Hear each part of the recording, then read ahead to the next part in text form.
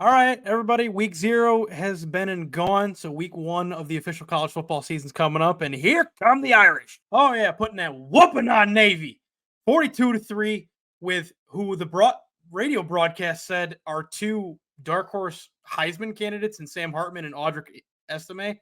But I'm really excited as a Notre Dame fan, as you can see from the hat and the jersey, about this year's team. I'm feeling really good about the second year of Marcus Freeman as head coach. Jack Kaiser at linebacker. He's projected to possibly be the best linebacker in college football this season.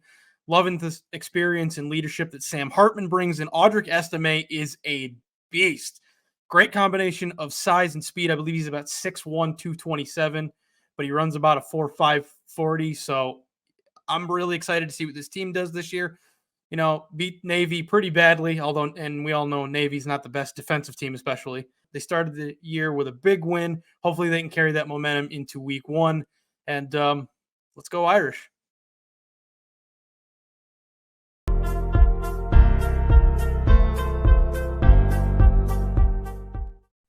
Yeah, buddy. Here we are again. Cinco Squad, episode 74. It's college football opening weekend, even though last weekend was kind of opening weekend for Notre Dame. But welcome to Cinco Squad, episode 74. My name is Jonathan Sawyer. With me is Grandpa J, Trey Day. And back from vacation is Mike A. Guess who's back? Well, thankful that the hurricane didn't do much damage. So unfortunate, some people are flooded and stranded right now. So just praying that the sun comes out and they're okay. But we got very fortunate down here in South Tampa and Brandon. But fellas, we got college football back this week. I'm so excited. It's football season. It's what I call the start of the sports season. We got college football this week. We got our draft on Sunday. We got NFL next week. It's stepping on the gas from here. But I know one thing I've been wanting to hear all week is what's on Mike's mind. Mike, take it away. What is on your mind this week after having a week off? Yep. So I've had a week to collect my thoughts while sitting beachside in front of some nice, cool waves, sipping a nice, cool, tall one. And, there's a lot that has been happening, a lot of facts I could bring up. But one actually came up in the week that I was gone that I found really interesting. And that's that Freddie Freeman, highly acclaimed all-star first baseman, formerly of the Atlanta Braves, now of the LA Dodgers, in his second year as an LA Dodger, has become the Dodgers' single-season doubles leader. And it's not September yet. He hit the most doubles in Dodgers franchise history in a single season before the month of September. Damn. He's just we've said before he's a professional hitter. That's a grade A above any most other professional hitters. Like, that is insane. Yeah. Believe the number he hit was 50. So 50 doubles before September. That's incredible. Yeah. And what makes it incredible is the fact that it's for the Dodgers, right? All the greats that have gone through the Dodgers in their history. It's like, it's not like it's like the Rays or something. If you say the Rays or Reds or something like that, I mean, not even the Reds. I mean, you said like one of those teams, I'd be like, okay, of course he is. But like you said, the Dodgers or the Yankees or the Red Sox or something like that, I'd be like, yeah, that's impressive. Right. there's a lot of guys that go through that organization. Right. It's not Tampa or Arizona who have only been around since 1998. Two very good organizations, but the time, I agree, the time frame is insane. The fact that the Dodgers have been around since like the early 1900s, I think. This is my childhood. In Brooklyn. Yeah. Here's what's really impressive too is that the Braves don't have that bat anymore, and they're even better than they were with them almost at this point, which is nuts to think about it. I guess the trade worked out to get them more depth. It's something I argued with Mike about earlier, is the fact that like we were arguing about this and talking about certain players leaving, and them as a person individually is a great player. They could be a great player and their stats look great and everything, but them leaving the organization. One player in particular right now is Mike Trout. He still hits the ball great and he still contributes.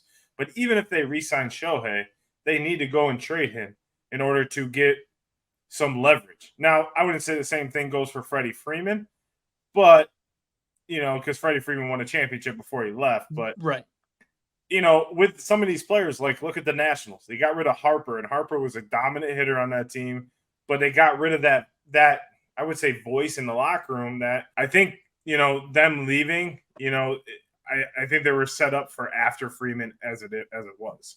Right. So even though they wanted to keep him, but yeah, no, even as good as Freddie Freeman is, right, they were prepared with other stars. I mean, you see what Ronald Acuna is doing, let alone the rest of the team. Yeah. And they immediately replaced him with Matt Olson, who's a 50 home run hitter.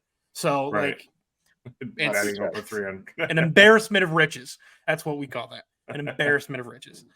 But speaking of leads and dominant performances, I want to hear, now that I'm back, what Grandpa Jay has for us this week with his lock of the week.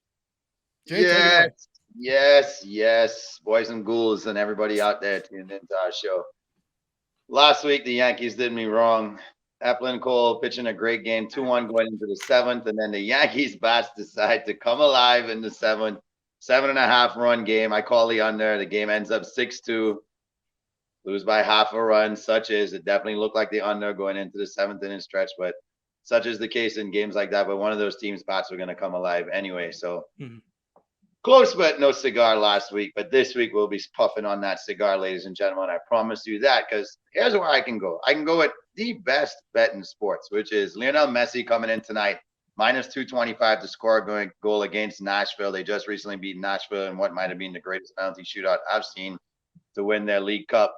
And here's the problem with that bet, though. For every dollar you bet, you're only winning 44 cents. So I don't think that's too exciting, even though I can say, hey, there's a guaranteed $44. Go ahead and bet $100 on Messi to score a goal tonight. It's going to happen. He scored 11 goals in 8 games.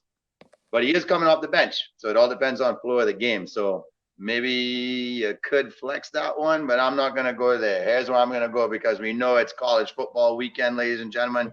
So we got to take it to college football. And I'm taking Boise State going to Washington. Washington has the most exciting quarterback in college football, if not the most electrifying player in college football, other than Marvin Harrison Jr. Goes by the name of Michael Penix Jr. Maybe he'll be tagged as MPJ. And this kid is fireworks. Him and his coach play the sort of game where they want to score within a minute of getting the ball. So give me the points all day long, baby. It's only at 58.5 right now. I know Boise has always had a decent defense, but we know what the Pac-12 is like when it comes to defenses. Last week, we saw USC against San Jose State. We saw 84 total points in that game. I'm saying they get to the over by the end of the third quarter. So my lock of the week is take the points. That's over 58.5. Boise State coming to Washington. And keep your eyes on Michael Penix Jr., because Washington might be a sleeping candidate to win the Pac-12, and he might be there on the final night for the Heisman Trophy crowning. All right, so the U.S. has a newborn star in track and field, and we all knew who it was going to be. It was going to be Noah Lyles. He guaranteed 3 victories, and he won 3 goals for himself in the USA in the 100-meter, the 200-meter, and the 4x100-meter relay. But post-200, he may have come out with what might be one of the wackiest statements that I've heard someone say in a while, and I don't know where it came out of, because it came out of left field. But to quote him, he went, "I have to watch the NBA Finals, and they have world champions on their heads." World champions of what? The USA? Don't get me wrong. I love the US at times, but that ain't the world. We are the world. We have almost every country out here fighting and thriving and putting on a flag to show that they are represented. There ain't no flags in the NBA. And one of my favorite reactions, because of course NBA players reacted to this, was Dame Lillard just putting a simple TF, which you know is the fuck. And that was my reaction to it too. Like, the fuck are you talking about, Noah Lyles? Like, why are you out here even bringing the NBA into this? Because you feel like they're talking about being world champs, but you feel you're the real world champ. Let's put this into perspective, okay? 40 nationalities represent the NBA, and there are about 53 to maybe 55 that was in the field for the 100-meter, and less than that for the 200-meter. So it's not that many more countries represented in the races you're in. So why can't NBA players have the right to say they're world champs? I mean, every great player from another country or the best players from every other country outside the USA are in the NBA. So the world is represented. Of course, they can't wear their flag because they're under the ownership of the team who pays them. They're not going to wear their flags or individual flags to represent their country in the NBA, nor should they. We know that FIBA is going on now, but the prestige of winning the FIBA World Championships is nothing on winning an NBA World Championship. It is the comparison to you winning the World Championship in track, given that it's the most competitive track and field meet outside of the Olympics. And just to go back to another point here, what really kind of concerns me is you finally have the limelight, and that's what you have to do to try and draw more attention to yourself. And then Sha'Carri Richardson jumps on top of it, and she's like, "Yeah, I agree with you." Well, I'm gonna side with my guy Kevin Durant, who basically said, "Somebody help this brother, because this brother needs some help." If that's what he's talking about after winning a world championship. More importantly, who are you locking in as your Heisman, Jamie? I ain't going there yet. You're not going there yet? Not even yet. before the season? Audric Estime. I need to Look, place this bet. I told you guys last week, Arizona's in the Caleb Williams sweepstakes for a reason. He'll probably end up being a back-to-back winner, which we haven't seen in a while. Did Tebow go back-to-back, or did he skip it? Only Archie Griffin. Only Archie Griffin. Yeah. We might see the second player to do that with Caleb Williams. You got Trey Marvin Harrison Jr.? No, I got Jaden Daniels. Really? Ooh. Yeah. Jaden As much as I think Caleb is going to ball, they never give it to anybody twice, no matter what. He's going to have to have such a ridiculous year for them to actually give it to him. You know, Caleb was my pick last year for it because I thought he was going to do it. I still think he's probably got the best season. I don't think they'll give him the award because he's going to have, some crazy numbers. I think Harrison will be at the award, but I think Jaden Daniels is going to end up getting it. I think he's going to have a crazy year. And There you go. I actually have the May brother from North Carolina winning it. Drake May. Drake May. I think he's going to take a step up this year. Played well last year. I believe he was there last year, or maybe just missed. I think he was top 5 at least. But I don't see him getting any worse. So I see him winning it this year and putting North Carolina on the map on the football side of things. So. Well, all right. So just for sake of having fun with it, I'll take Michael Penix Jr. then. Trey brought up a good point about the new QB and wide receiver duos in the NFL. Who is the best QB wide receiver duo in the NFL right now? The new ones. We have a lot, and I didn't realize how many there was new guys moving around. So I'm going to throw it over to Mike since he's freshly back and freshly awake. Who is your best new QB wide receiver duo? Okay, so this was, and as Trey said several times last week, I was going back and forth on this because there, like you said, there are a lot of ones that you forgot about. You know, these ones that new QBs, rookie receivers that rookie QBs have, stuff like that. And I landed on one that may be a little unconventional, but I like the potential of it. So I'm going to go with the new duo of Anthony Richardson and Michael Pittman Jr. I like the potential of it, like I said, because I think their skill sets complement each other well because they're both like freak athletes. I mean, Pittman I was taking a look earlier at Pittman's like combine numbers and his scouting report coming into the draft and into the league. He was, pretty fast for amongst the receivers. He ran 4.5, got strong hands, good route runner, things like that. And of course, Anthony Richardson has that power arm and athleticism to make plays. And what really interests me about that is that Pittman Jr. had in the last 2 seasons a 1,000-yard season and a near 1,000-yard season with lackluster quarterback play. Either guys that were older and past their prime, or unfortunately, in the case of Carson Wentz, may have peaked quickly and then has fallen off a cliff. So I like the idea of Pittman already being that guy and getting a fresh quarterback with a more lively arm and, better legs underneath him, like fresher legs underneath him. So that's my pick because I like the potential of it. That's future rookie of the year. That's future rookie of the year. Right, future rookie of the year, Anthony Richardson. I do agree with you. Quarterback Anthony Richardson, by the way. So I don't agree with that because number one, I don't agree with Trey in the rookie of the year. I also don't think AR. I mean, he's had great talent at Florida, and he still struggled. He struggled to stay on the field a lot in Florida, and especially through those couple of years, he was shaky. I remember Jamie texted me, "Wait for AR to get in the game. Wait for AR to get in the game." We were just waiting, and he finally got in the game, and it's like, okay, it's like. He was great, but he was never like great, right? So the biggest thing with like AR, I think that's going to hinder Pittman and him to have a good duo is his it's kind of like what Justin Fields and Lamar is. When things start to collapse on them, they take off and run, and they're gone. And I think that's going to hinder that relationship. Not, ultimately, they may be great teammates together, but that's going to hinder that relationship because I think he's going to maybe miss out on opportunities downfield. I don't really know how the Colts offensive line is, if it's going to give him time, but at Florida, he was moving around a lot. So I'd like to see what he can do with a great receiver like Pittman, like you said. But I don't think that's a great duo right there right now because I think Pittman is a great receiver, but I think AR has a lot of growing up to do in the sense of being a pocket yet look downfield quarterback when he rolls out instead of just take off, right? You can't always take off. In college, you can. In NFL, you have to look up. You have to look up, and I don't think he has that sensibility just yet, right? He's only played in preseason games, right? So no, I hear you there. And as far as their offensive line goes, I can tell you for sure that they have Quentin Nelson. They have Quentin Nelson. They have one of the I guarantee you he had no one like Quentin Nelson at Florida. So that alone is a good starting point. I understand that, but I think he's going to be a smart enough quarterback to be able to learn that kind of a progression to look downfield. And I'm not saying it's going to be like a week one, all-star, looking duo, but I think, like I said, the potential of that duo, what they both can achieve together, I think makes them, for me, one of the best new duos.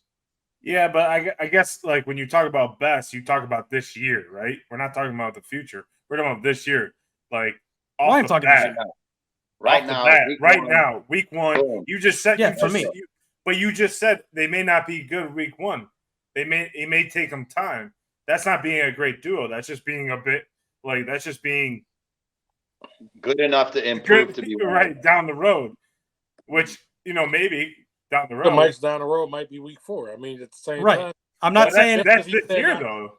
But no, I said week 4. That is this year. Week 4 is not this year. What are you talking about? But okay, don't you talk about right there? If I lose in week 1, does that mean I'm out from the Super Bowl? No, that does not mean I'm out for the Super Bowl. No, that means you get a bad week 1 or 2. They can still turn it around. So where Mike's going because you're out on basically saying, all right, well they start off slow. Okay, people start off fast and they end up sucking. We see that show all the time.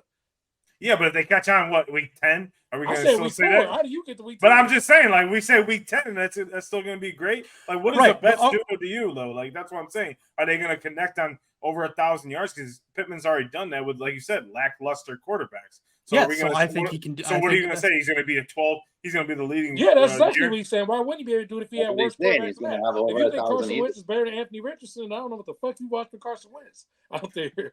I'm not disagreeing with that. But we haven't seen AR in a real NFL game yet, so we don't know anything yet. I just know, hey, if he can't do better than Carson Wentz, then we got more issues to talk about. We got bigger problems than that. Or Matt Ryan. Or Phillip Rivers. No, I mean, the corpse. No. I'll give Phillip Rivers a little bit more credit.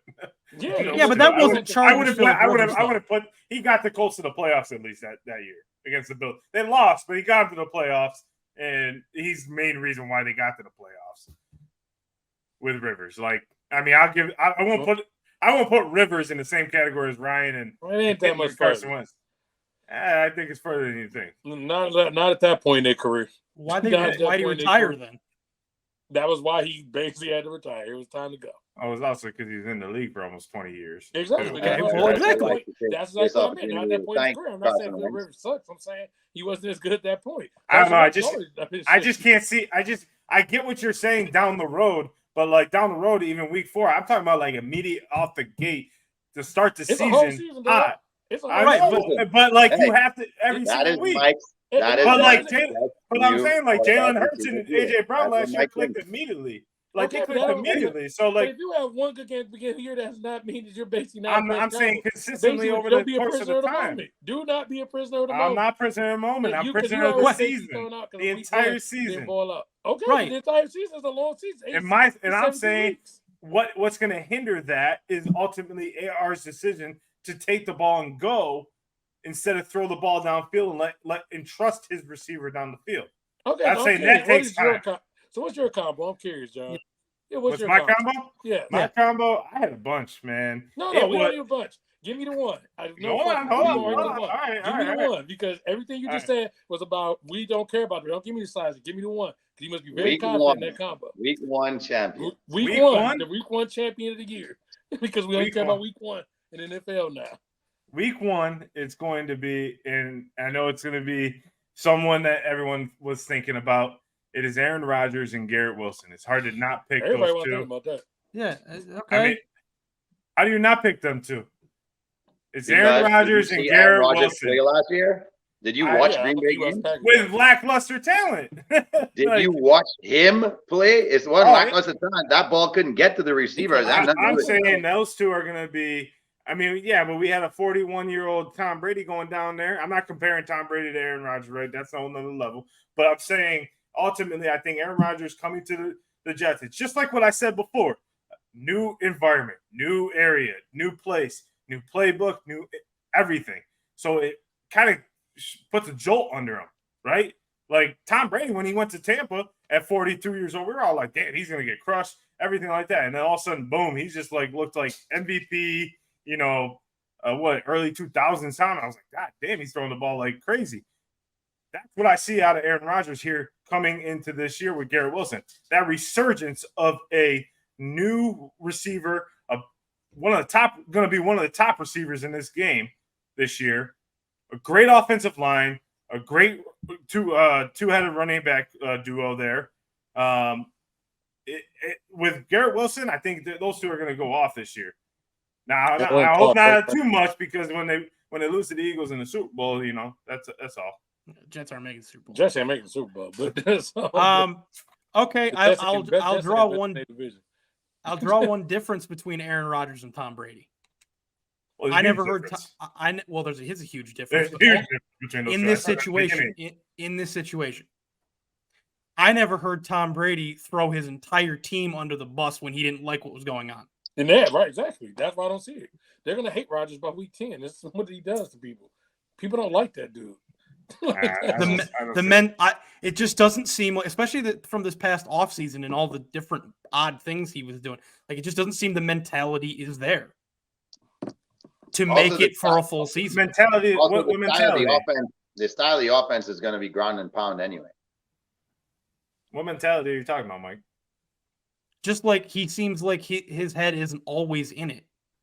I mean, he played in a preseason game for the first time in 10 years. I mean, that's not saying much, right? But that's the first time he's been on a new team. But that's being what? That's the first time. It's the first time he's been on a new team.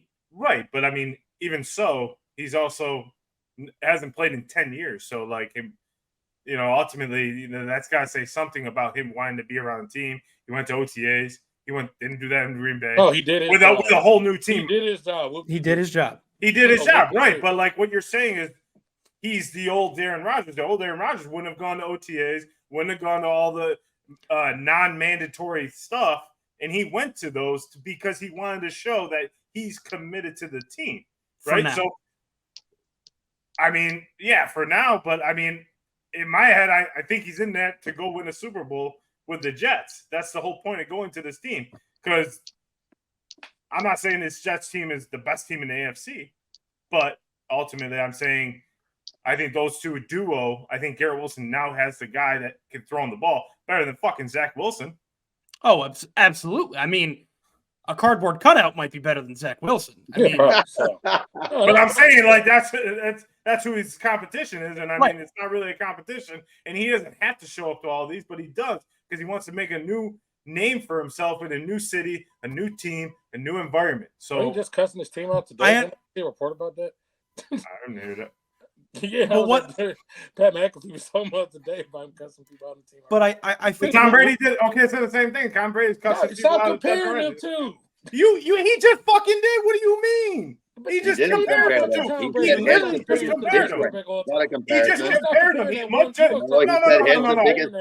Hold on. No, Trey, Much just said the comparison between Tom Brady and Aaron Rodgers, and he doesn't throw under the bus. How are you going to sit there? No. All right, go ahead. Go ahead. You go ahead. You go ahead. I ain't got to say shit. What I'm saying is you're going to start comparing that one Super Bowl motherfucker to Tom Brady. I'm not comparing them. I'm not comparing them. First you started but saying. Mike, you just say. Y'all let me talk to you.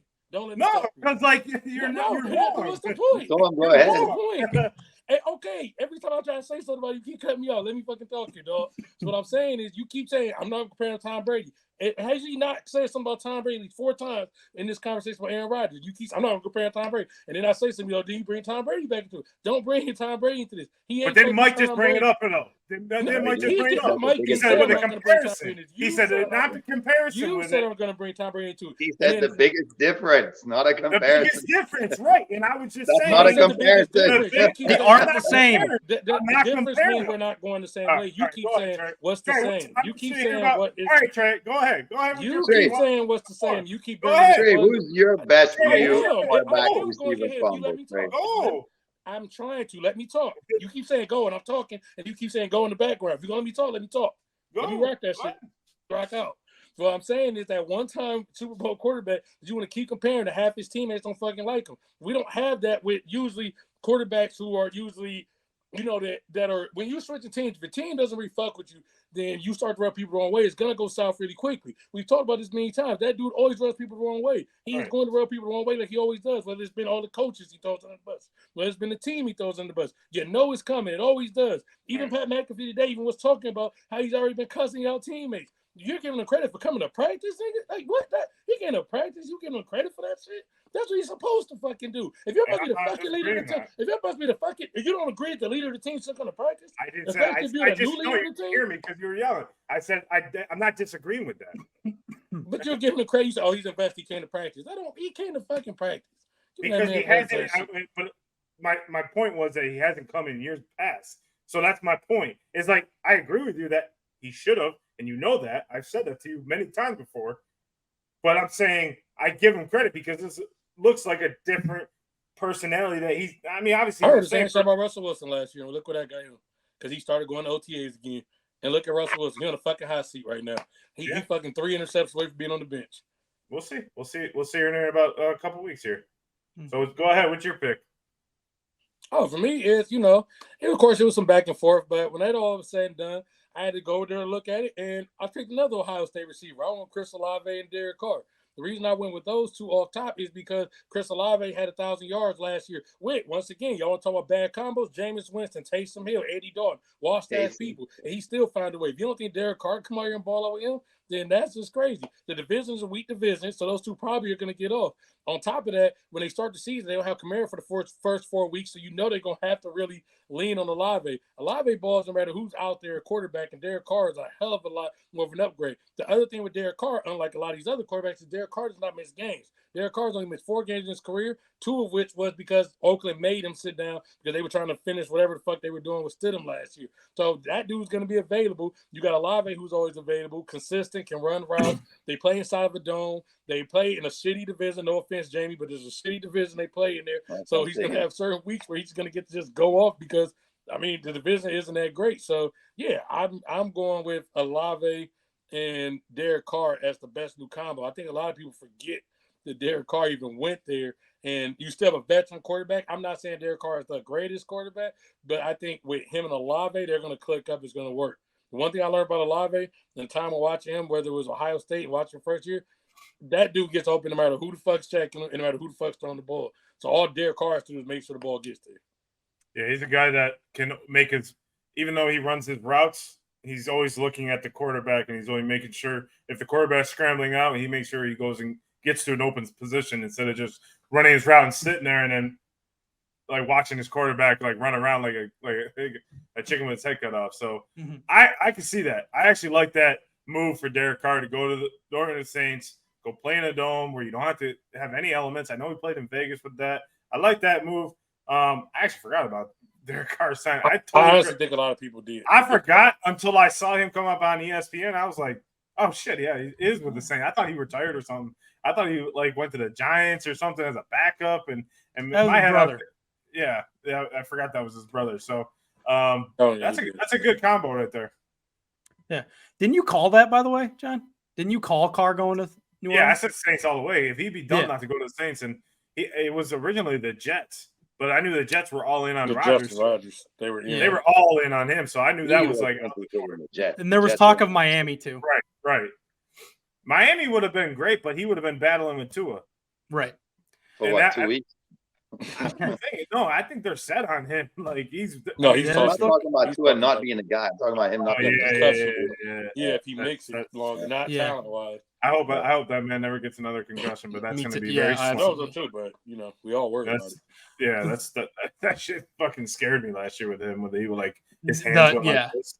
Yeah. But that's a good one. I mean, Derek Carr is like a very underrated, I would say top 15 quarterback in the league right now. Like in him going to a team, especially getting Michael Thomas back, I think is huge. And I think Michael Thomas coming back, a fellow Ohio State Buckeye, to Chris Olave is going to be immensely huge for him too. Yeah. Even though Michael Thomas is kind of like a shell of what he used to be, people are always going to keep an eye on him because he can go off for that game, right? He can go off that 200-yard game if he wants to. So I see that combo. Yeah. Well, so that's the thing. I think that him and Michael Thomas are actually going to be a combo people will be talking about. I mean, that is a new combo too. They're going to be talking about Carr and Thomas more once Thomas stays healthy. If he stays healthy, that could be possible. And that's the thing is when I was looking over like the new combos and like I was checking depth charts on ESPN earlier just to remind myself of who the new combos were. That's actually the Derek Carr combo I looked at first. And I would imagine it's the one that most people would look at first. Just because of what Michael Thomas, I agree, he's not what he used to be. Yeah. But looking at what he used to be, it's like, oh man, he's got Derek Carr now. It's the best quarterback he's gonna have since Breeze. Like, oh wait, hold on. That's not the best duo though. It's Derek Carr, Jimmy Graham. There you go. Jimmy Graham needs to stay out of jail. You got arrested. Yeah, out of jail. Sorry, Mike. Go ahead. No, just that I had actually overlooked Olave because Michael Thomas is still on that team. Yeah. So if I was going to look at that, I tried to pick out like who's the best combo or who's the combo that stands out to me for all the new combos or wherever the new quarterbacks are. And that was the Michael Thomas one. I hadn't even, until Trey said it, I hadn't even thought of Olave, but I actually think that'll be a better one than Thomas. I think Olave is the one now. Deep down. I mean, so that's why. Either way, they'll act like Thomas is the one, but it's Olave. But it's Olave. Yeah, everybody in the room knows that now. The biggest thing that the Colts. What you got? Oh, my bad. Go ahead, Jay. Well, you guys talking about unlikely combos that you wouldn't think of, right? So I have this. I'm totally enamored by this idea of what Todd Monken is going to do in Baltimore, right? New offense is going to be pass heavy. I'm just completely in love with the idea of what we might see from Baltimore. Most people are thinking Lamar, OBJ, but my head was with Lamar and Zay Flowers, right? But I'm like, you know what? I'm not going to go there. I'm not going to do it for 2 weeks in a row. I talked about it last week. I'm set on this idea with Lamar and Zay, but I'm not going to go there. I'm actually going to go a little more risky. And go at the QB that has the biggest upside going into this season, a little north of me here in Jacksonville, named Trevor Lawrence, and his new guy who hasn't played in a while, which is why it's a big risk. But I think Trevor Lawrence and Calvin Ridley are the best I thought about that combo in the NFL. Before Ridley was out, Ridley was unstoppable with a very slow Matt Ryan that took way too long to make decisions. That probably would have, with any other quarterback, he may have led the league. I mean, top 3 in the league in receiving yards. The guy found himself open every damn time he was open. He can run long routes. He can run cross routes. He can run any route you want. He's actually a really bright football player, but he just hasn't had a chance to see the field for the last 2 years for numerous reasons, injuries, and other reasons we know of. So I truly believe that the way Trevor ended the year last year, having the weapons around him that evolved, Engram being an out for him, as well as Christian Kirk, I truly believe that this is going to open the game up for Ridley, and those two are going to have a magical year together. Yeah, I mean, Malin's uncle is a huge Jags fan, and never met a huge Jags fan before, but I mean, they're there. They felt Duval. But yeah, I mean, I could see that 100% just because. I mean, this is going to sound redundant on what I said earlier, is that Calvin Ridley, ever since he got caught with gambling, he said he's been working. Like, he ain't been, like, slumped or anything. It motivated him to work harder and come into Jacksonville ready to go. He almost felt like a walk-on, he said, going on to a school, like making a team. That's how he felt in training camp. So that dude's hungry. And I think him and Trevor really locked into each other and said, hey, we got to make this work. We can beat the Chiefs if I was there, right? So, that's that's a huge combo that I didn't even think of, to be honest with you. And I didn't even think of the Lamar and OBJ or Zay Flowers either, too. So those are two sleeper ones, too. I had them both on my list. Not really. I had a huge list, but I think they're all like the Jaguars no more actually a close one for me. The only thing is I'm more worried because Ridley hadn't played. Yeah. And that's the biggest question. Lawrence, and I think Lawrence is going to take a big step, but I was more worried like he didn't play. Is Lawrence going to end up taking that step with Ridley, or is he going to take that step with one of the other guys like Christian Kirk? Because him and Christian Kirk were really strong at the end of the year. And I wonder if that's where he ends up leaning, where Kirk becomes the one and really comfortability. Yeah, that's why I was a little more worried for them and not even worried really because I think they're going to be good. It's just who ends up being it's third down and 8. Is it going to end up being him because he's comfortable or not? And then you even add in Evan Ingram, which is I think it's the Jaguars. Like they have some shit there. Actually, I think they do. Key. But I think if you look at the Bucs, I think Kirk is like Chris Godwin, where they will guarantee you that third down, and I think Ridley could be the Michael Evans of that team, where that's your go-to guy more often. But Kirk's the guy who's going to bail you out like Godwin did all the time with Brady. Yeah. So I have a sleeper pick in this whole thing. Can I tell you guys about it? Yeah. I had a bunch of them, but the one sleeper one I had is the comeback player of the year last year, Geno Smith and Jackson Smith. I can't say his last name at all. Njigba. Hold on. I think those two, and then with DK, I don't think Doug Baldwin's still on the team, but no, you're thinking Tyler Lockett. Tyler Lockett. Those three. I mean, the receiving core already with the Seahawks were pretty decent, like really dominant, right? Like they're really good. Like you were just like, Smith and Diggs was already supposed to be hurt to start the year. That's why. That's why I tossed him out. Oh, okay. The only thing that kept me from really considering it. I considered it because I was like, Geno took a big step up. Yeah. And you know what? I think it's just because Geno said to himself, like, I'm not going to try to be the guy. I have guys around me. And I think he really enjoyed them drafting Jackson, and especially what he did at Ohio State, was incredible. So, and the other one is is Danny Dimes and Jalen Hyatt. And I was looking at that. I was like, man, well, the only reason why I say that is because they got Darren Waller, they got Hyatt, Sterling Shepard probably coming back this year at some point. Like they finally got a receiving core to help him out. I mean, he was a 4,000 yard passer last year without those guys.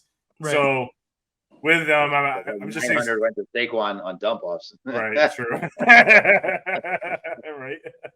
So I think Baker and Mike Evans over that one. Oh yeah, he missed the practice, but he had wrist surgery like a couple days ago. They said he'd be good for week 1. I heard. He had wrist surgery, so that's why. So it's all about comfort and feel. You know, and DK, I know, went down with the injury last year, but it could be a very interesting combo there, especially with DK being the one. You know, that you always have a second receiver that you're comfortable with. Usually it's a tight end. Oh, I think he's gonna ball. Slot. Yeah, just if he's available at the beginning. Yeah, exactly. Well, and the crazy thing is, right now, at least right now, I don't think it will be for most of the season. But right now, Lockett's the 2. So they have Jackson right now slotted at the 3. But he really is. But his best position is in the slot because when he was at Ohio State, Wilson and Lobby were outside. He was inside. People forget he had the most. When last year they were all together, he was the lead receiver. When it was Smith and Jigba, Olave, and Wilson, he was the lead receiver that year at Ohio State. Not those two, even though those two were older and going first round. Olave was just catching deep, and then it was Smith and Jigba was the. Yeah, and Geno's a great quarterback in play style for Smith and Jigba. So I'm excited to see what they do. All right, so this week, Trey Lance, big news, was traded to the Dallas Cowboys. And I hate talking about the Cowboys, but there was a lot of questions of saying, oh, Trey Lance is out to take Dak's job. In what sense is Trey Lance threatening Dak Prescott's job? I've been the biggest, person against Dak Prescott, but come on, man. The guy has started 2 games in 21, 2 games in 22, has a total of 797 yards in 2 years in the league. Unfortunately, he got hurt last year, but come on, man. How is he threatening their job?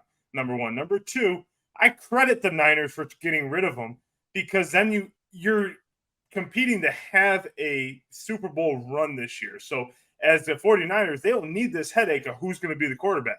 They solidified that this week, actually a week or two ago, with Brock Purdy, and it should have been him hands down with what he did last year. But how is Trey Lance threatening Dak Prescott's job?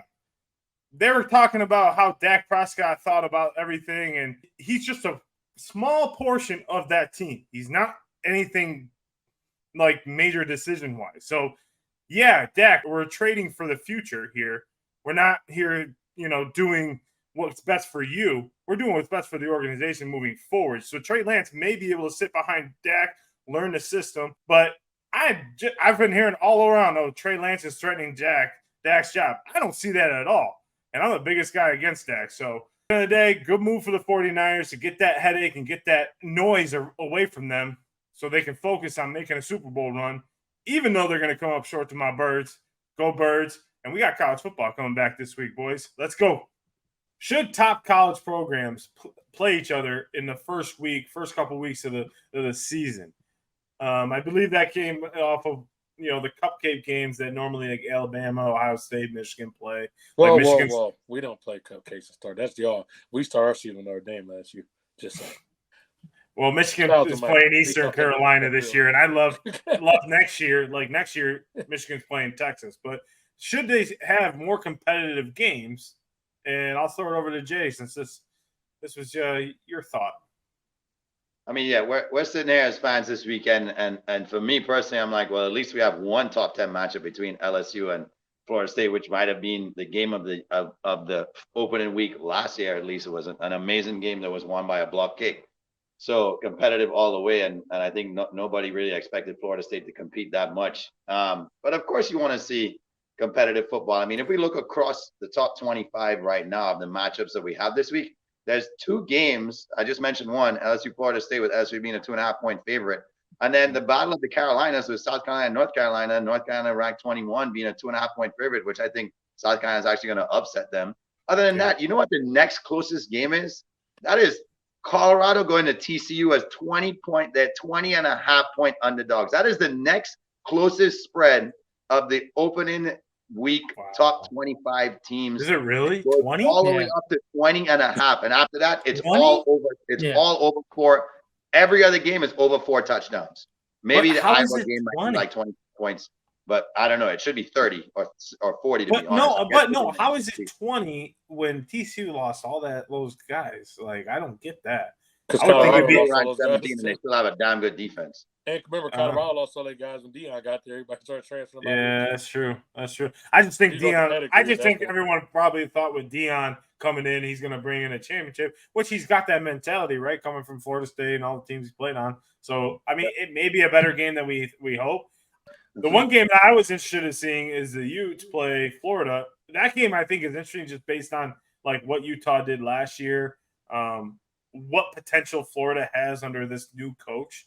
I know he's second year, but he's newer in the getting his recruits now, as we always say. But yeah, man, my biggest point on this is so I think over the next maybe 5 to 6 years, maybe closer sooner, with all these realignments, is we're going to see a lot more competitive games because you're going to have to. If you got 20 teams in one conference, you're going to have to play a full schedule of conference games in order to get some sort of correlation or whatnot. You can't just play 6 or 7 conference games a year and then expect it to be good enough.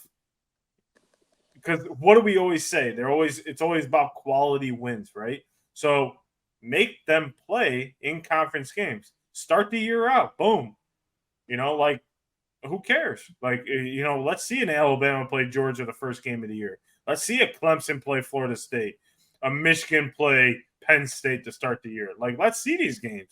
You're going to get a lot more viewership, and you're going to get a lot more better football. So I don't know. That's how I feel. Is as we start to that shake things up too, right? I mean, imagine you have your top 5 teams all playing top 15 teams, right? So top 20 teams, and somehow it works out that way where they're ranked going into the following year because we know the schedule is made years in advance.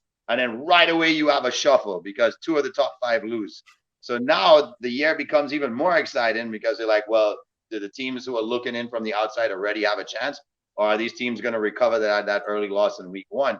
So to me, it just builds the drama immediately, which is why I'm like, let's do it. Let's make this so exciting that as fans, you're hooked after week one because they're like, and even though we will be anyway, I think it draws your interest even more. Yeah. Mike, what you think? Yeah, no, I agree. I mean, obviously, we as college football fans, we're going to be locked in from the word. I mean, we've been locked in from the beginning of practices hearing about these programs. Right, exactly. But we know how these leagues like to work, both college and professional. The NCAA likes to do it, and all the professional leagues like to do it. They pander because they know they have the diehard fans like us.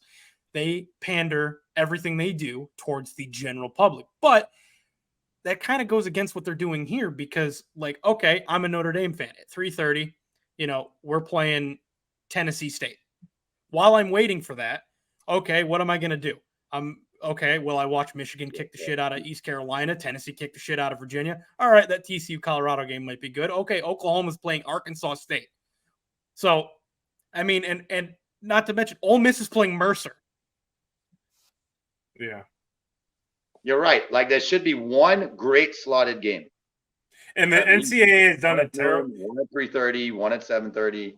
These TV contracts have done, and Trey and I have said this over the last few years, they've done a terrible job in scheduling games. Yes. Like, you'll have a great game at noon. Like, Michigan plays Penn State this year, but it's at noon. Why isn't that a 7:30 game?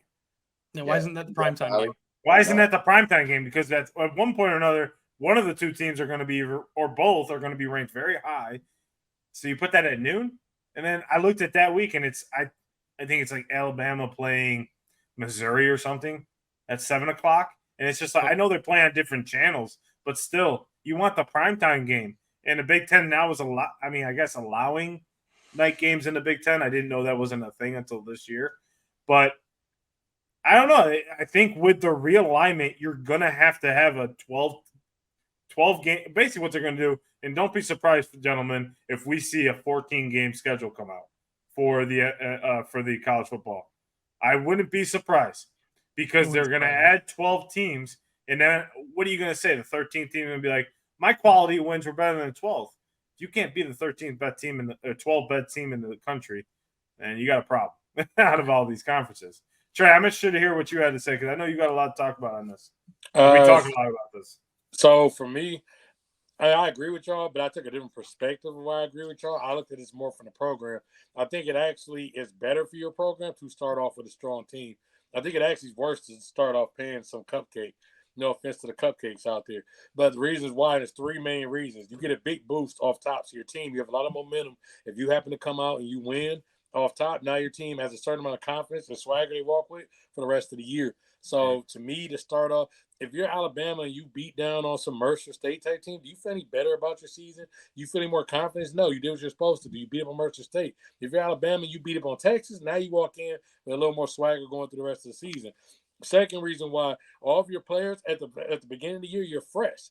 Nobody's hurt. This is when you have your freshest roster. So if I wanted to actually play, and you get to week 6 and now your left tackle's banged up, your running back side, you're playing with a backup, I would actually, if I was, let's say, in Ohio State, I want to go play not USC, I guess I was going to say USC because they're about to be in the division, but I want to play like a top tier LSU in week 1 while I still have my running back fresh, my receivers fresh. Ohio State gets to the end of the year. They played Michigan. We were based on our third string running back last year. So we didn't even have the best representation of ourselves. Your best representation of your team is probably week 1.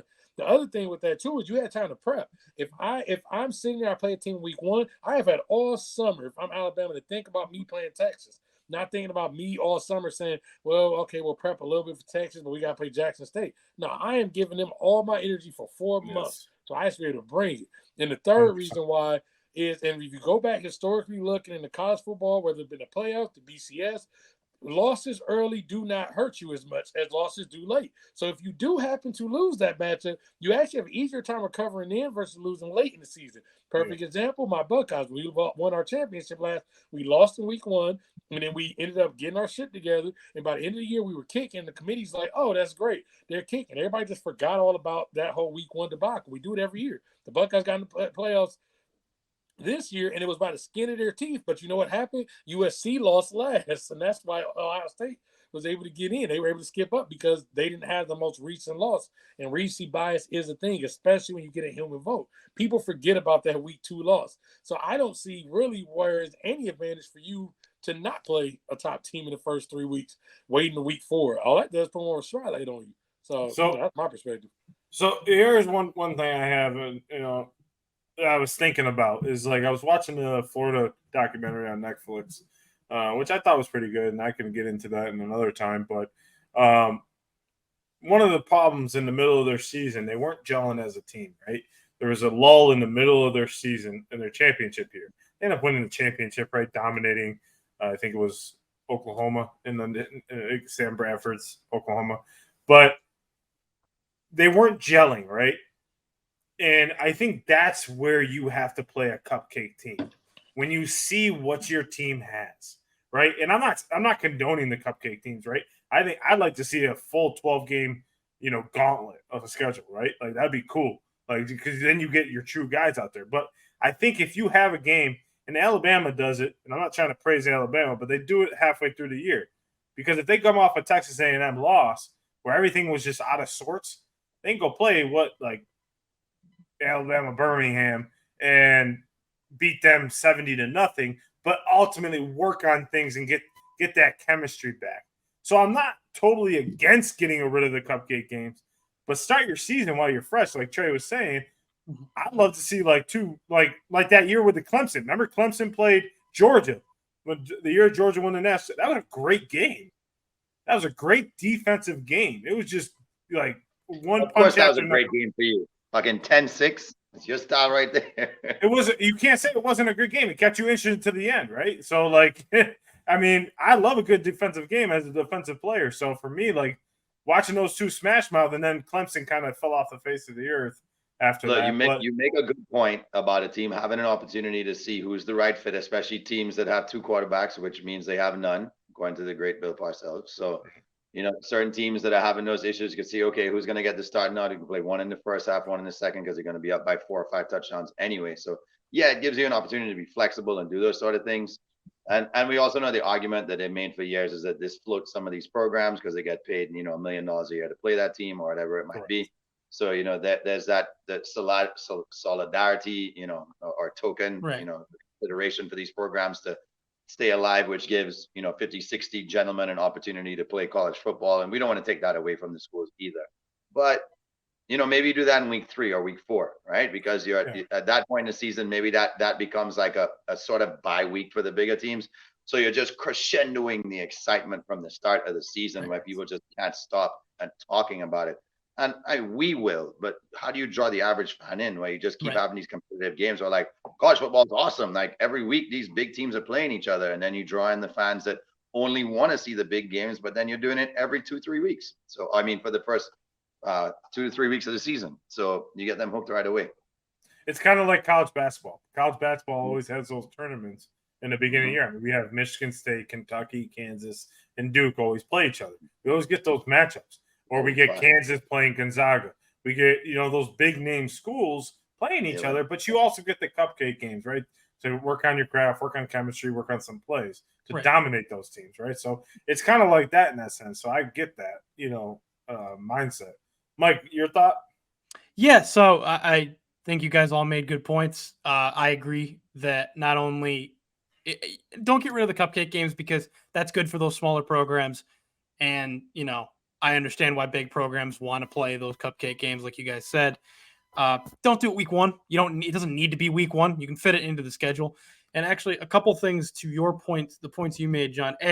Not only is that Penn State-Michigan game at noon, but now that, like you said, Big Ten's allowing night games. I know it traditionally is at noon to end the year, but why is Michigan-Ohio State not the primetime game? They'll never make it. They'll never do it. We agree with you. We've said that. Yeah. Trey and I have said that to each other. That should be the 7:30. That's game. One of the biggest games, no matter what. They flexed it at 3:30 one time, and that was when they were 1 versus 2. Right. And some people complained about that. Why I don't know, but that was the first Smith Heisman game. That's one of those matchups that it never matters how good or bad either team is. It's always a marquee matchup. It's Michigan, Ohio State. It's like Yeah, Oklahoma, Texas. Like I'm gonna watch the Red River rivalry no matter how good or bad everybody and they is. always play that at noon too. Right. Which is insane. Yeah, That's insanely dumb. Yeah, but it's terrible. Meanwhile, Georgia and Florida do the opposite. It's the greatest cocktail party on earth. So then they play in the evening time.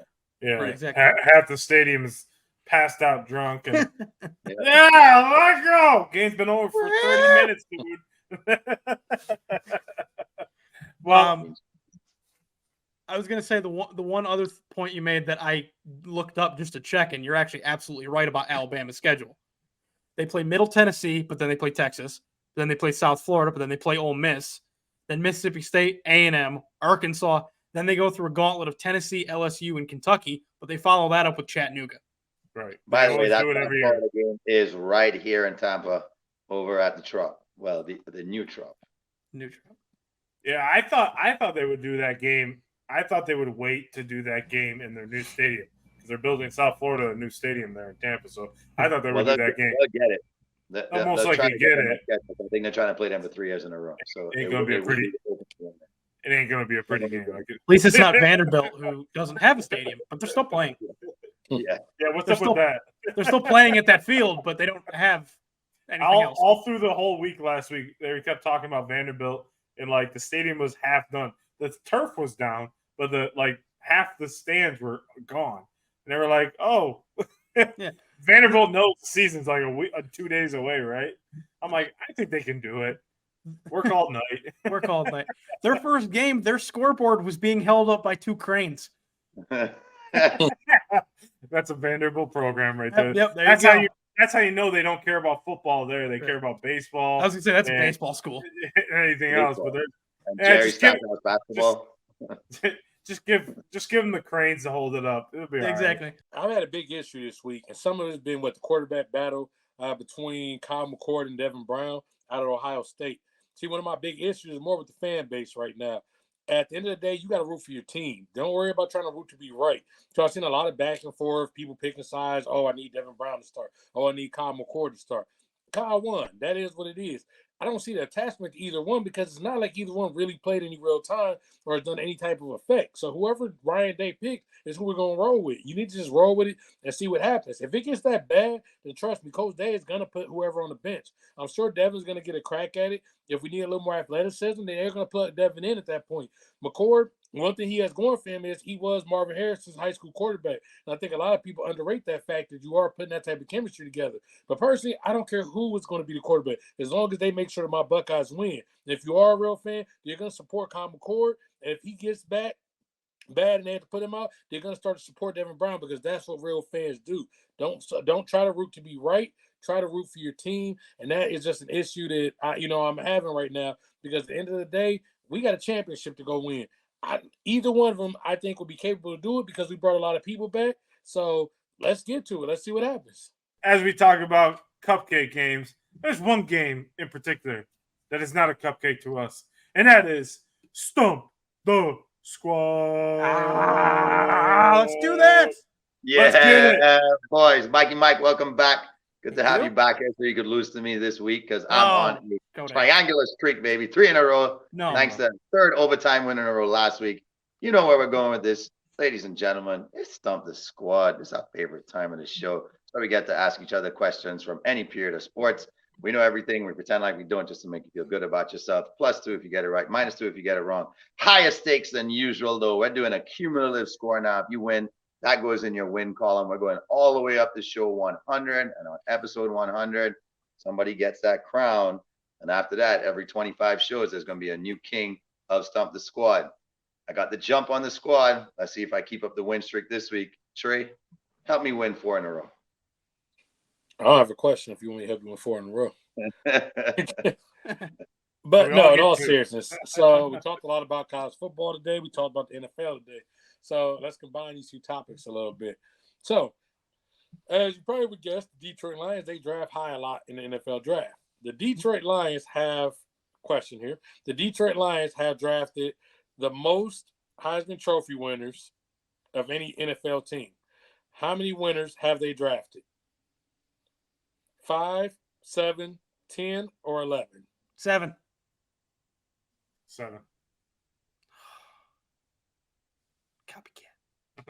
I actually thought when he said it, I was like 7. Like I was thinking maybe 10, but I'm thinking 7.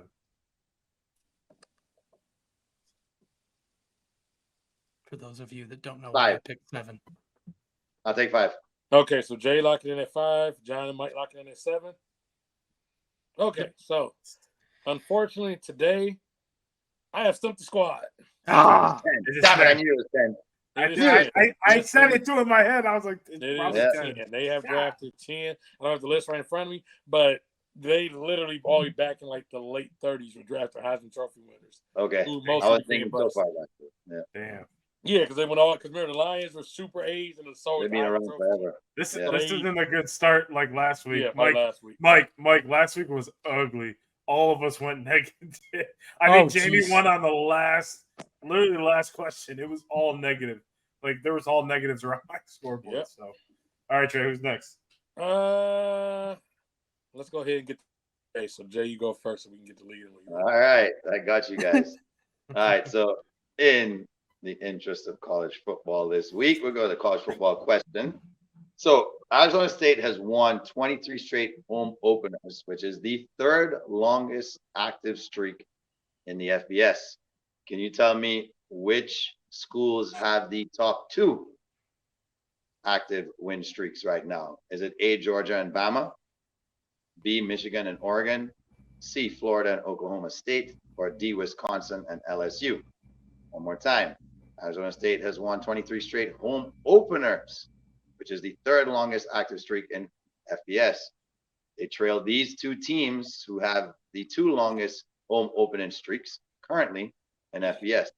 A, Georgia and Bama, B, Michigan and Oregon, C, Florida and Oklahoma State, or D, Wisconsin and LSU. Oh, it's not Michigan because they lost to Appalachian State in 2006. So I'm going to say Florida and Oklahoma State. One Gator and Cowboy combo.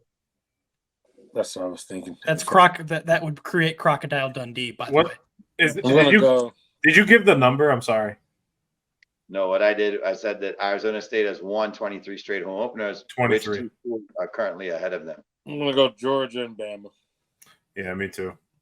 It just doesn't seem like they've lost. I can't remember a time they've lost in the first game.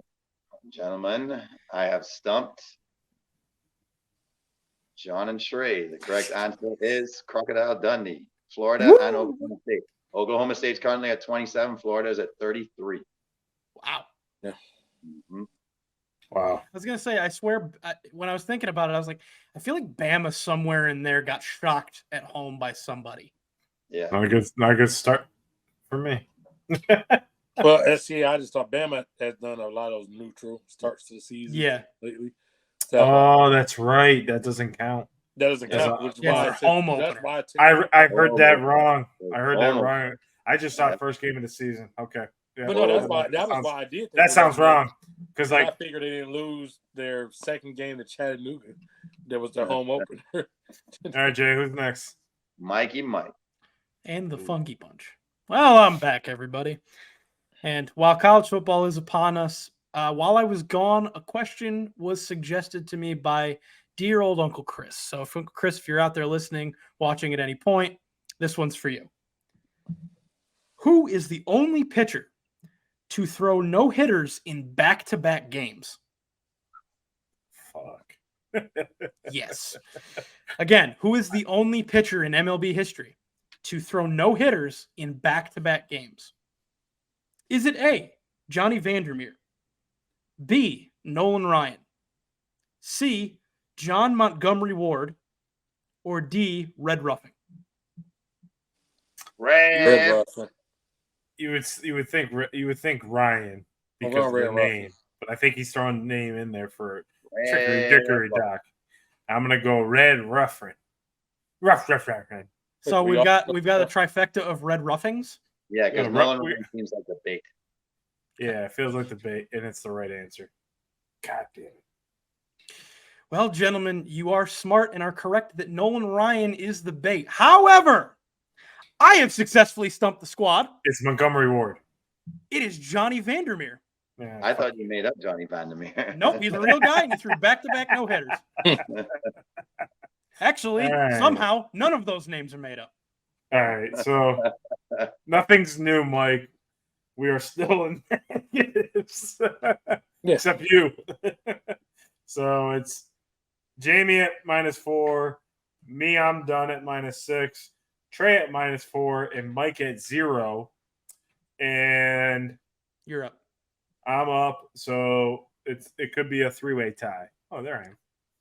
When was the last time the Washington Commanders / Redskins shut someone out? 1993, 91, 90, or 2000? 1990. 1990. I'll go 91. I'm going 93. That was my other guess. Jamie?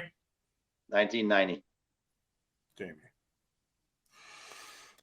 All right, gentlemen. I have successfully stumped Jamie and Trey. And this week's winner of Stump the Squad belongs to Mike as he takes the victory. God damn it. All I needed was a week off. I'm back. I'm back, man. Yes, Thank you, so Chris, now for the that question. standings go Jamie 3 wins, Mike 1 win, and Trey and I holding up a goose egg. Yeah, I couldn't believe that. The Washington Commander, I was like, oh, shit. Well, 91 was the year they won the Super Bowl, so I'm not surprised it was 91. Yeah. I believe that's the year the Giants won the Super Bowl against the Bills. No, but that they won it in the 1990 season and played it in 91. The 91 season it was played in 92 is when Washington beat the Bills. Oh, okay. See that? Yeah. So it would have been that 91. year. Yeah, Right. the year. Yeah. Right, because it went Giants, Redskins, Dallas, right? Yeah. Mhm. Yeah. Fellas, we have college football again. I'm going to keep repeating it because I'm so excited for the Yes. season to start. Yes. The sports season is starting. After this comes NFL, NBA, NCAA basketball, and we are going to be in the midst of this Stump the Squad challenge. Any final thoughts heading into the weekend? Yeah. Liverpool football last week. Big comeback victory at Newcastle. Nunez super sub. Liverpool's back, baby. And everyone out there, if you love jerseys, if you love hats, if you love sweatpants, if you love any type of accessory or apparel, make sure you go to fansidea.com and get yourself 10% off. Cinco Squad 10. That's right. Cinco Squad 10. We are affiliated partner with Fans Idea. Code's right here. Make sure you go get that out. Mike, what were you saying? Oh, well, I was going to say, let us also not forget to highlight, I'm sure Jamie will appreciate this, that the U.S. Open of tennis is happening right now. Right. I'm not a big tennis fan, but, I might get into it because of the U.S. Open of tennis, so go pick your winner. Jamie, who do you got this weekend? I mean, or this couple weeks? Yeah, we'll get halfway through the tournament this week, but I think we all kind of know it's going to be like I kept saying last time, the safest bet in sport when it comes to majors right now is Carlos Alcaraz playing the man himself, the Joker, Novak Djokovic. So expect those two to make the finals. Women's draw is wide open, but it looks like unless Coco Gauff is on the same side as Swiatek, which is the #1 seed right now, it looks like that might be the matchup we get in the finals. All right, well, go watch the U.S. Open. It'll be on for a couple weeks. I'm sure Jay's going to cut a couple clips for our socials to give his recap of the weekend. But make sure you tune in next week. We got a great episode. We'll announce our draft order for our Cinco Squad Draft League and talk about our teams. Go college football. Go Wolverines. Go Irish. All team loses. So we'll see you here next week.